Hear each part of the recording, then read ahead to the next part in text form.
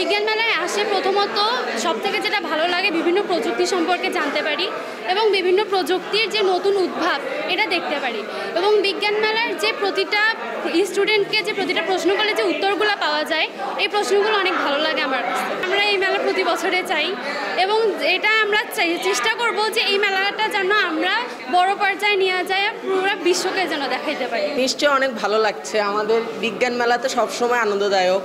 আমরা ঘুম থেকে ওঠা থেকে শুরু করে ঘুমাতে যাওয়া পর্যন্ত সবখানেই তো বিজ্ঞান আমাদের কাছে লাগে। আধুনিক সময়টা তো বিজ্ঞানেরই যুগ। এই যুগে বলতে গেলে সব জায়গাতেই আমাদের বিজ্ঞান প্রয়োজন, তাই এমন আয়োজন সত্যি অনেক আনন্দদায়ক। বনে এখন বিজ্ঞান নিয়ে অনেক চিন্তা আসছে, যেমন এখানে আধুনিক বিজ্ঞান সম্পর্কে অনেক কথা বলেছে। আগে তো আমরা আগের বারের যে দেখেছিলাম ওখানে শুধুমাত্র কৃষি বিষয়ক বিজ্ঞানের কথা বলছে, এখানে আধুনিক রোবট আবিষ্কার করছে, আধুনিক বাড়ি কেমনে করা হয়েছে সেগুলো বিষয়ে কথা বলা হয়েছে। অনেক ভালো লাগে। এটা হচ্ছে smart agriculture climate monitoring system. এটার মাধ্যমে কৃষকরা ঘরে বসে তাদের জমির আর্দ্রতা কেমন আছে, পানির পরিমাণ, পানির পিএইচ লেভেল, তারপর পানিতে সারগুলো দেওয়া হয়েছে প্রয়োগ করছে তারা সেই সারের লেভেলগুলো দেখতে পারবে। তারপর বর্তমান আবহাওয়া কেমন বা সূর্যের তাপমাত্রা কেমন জমিতে পড়তেছে সেটা শেষ করতে পারবে। বৃষ্টি হলে বৃষ্টির যে কত জোরে বৃষ্টি পড়ছে বৃষ্টির একটা অ্যাপসের মাধ্যমে আমি অ্যাপস বানাইছি, অ্যাপসে দেখা যাবে সেটা। তো কৃষক যেমন হচ্ছে কিছুদিন আগে ঝড় হয়ে গেল, অনেক আবাদ জমি নষ্ট হয়ে গেছে।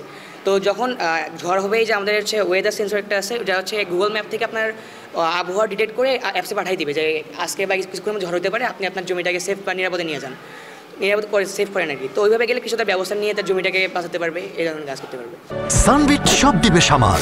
সানবিট ম্যাজিক প্রেস ডিশওয়াশিং এর মাথা ঘোরানো সলিউশন।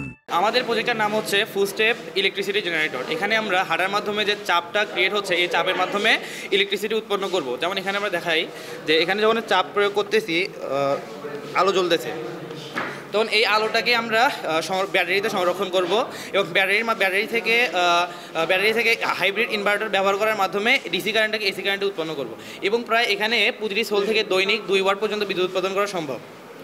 এরকম সোল যদি আমরা 100টি সোল লাগাই তাহলে দৈনিক প্রায় 10 কিলোওয়াট পর্যন্ত বিদ্যুৎ উৎপাদন করা সম্ভব হচ্ছে এবং প্রায় যদি আমরা বছরে কাউন্ট করি তাহলে প্রায় দেখা যায় যে 300 কিলোওয়াট পর্যন্ত বিদ্যুৎ উৎপাদন করা সম্ভব হচ্ছে, যা প্রায় একটি শহরকে চালানোর জন্য যথেষ্ট।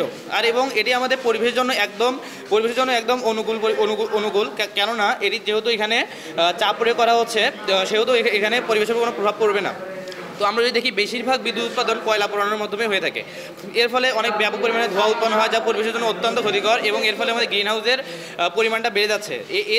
এ থেকে বাঁচার জন্য আমরা হচ্ছে আমাদের ফুল স্টেপ ইলেকট্রিসিটি জেনারেটর এনেছি। যে 46তম জাতীয় বিজ্ঞান ও প্রযুক্তি সপ্তাহ আয়োজন করেছে বিজ্ঞান প্রযুক্তি জাদুঘর, এইটা আসলে খুব জরুরি এই কারণেই, কারণ আমাদের যে উপজেলা পর্যায়ে এবং জেলা পর্যায়ে এবং ইউনিয়ন পর্যায়ে যে প্রান্তিক লেভেল থেকে যে ছেলেমেয়েরা যারা ছোট ছোট গবেষণা করে, বিভিন্ন কিছু আবিষ্কার করার চেষ্টা করে, এই জিনিসটাকে যে জাদুঘর তুলে ধরে এবং তুলে ধরার পরে এই জিনিসটাকে বাস্তবায়ন করার জন্য ওনারা বিভিন্ন চেষ্টা করে এবং বাচ্চাদের কাছে কিভাবে দেশ সম্পর্কে, মানে একটা দেশ, একটা জেলা সম্পর্কে, একটা পুরো আমাদের পৃথিবী সম্পর্কে কিভাবে আরও উন্নত করা যায়, কিভাবে ভাবা যায়, চিন্তা করা যায়, এই প্রকল্পগুলো বাস্তবায়ন করার জন্যই এই মেলাটা আয়োজন করেন ওনারা।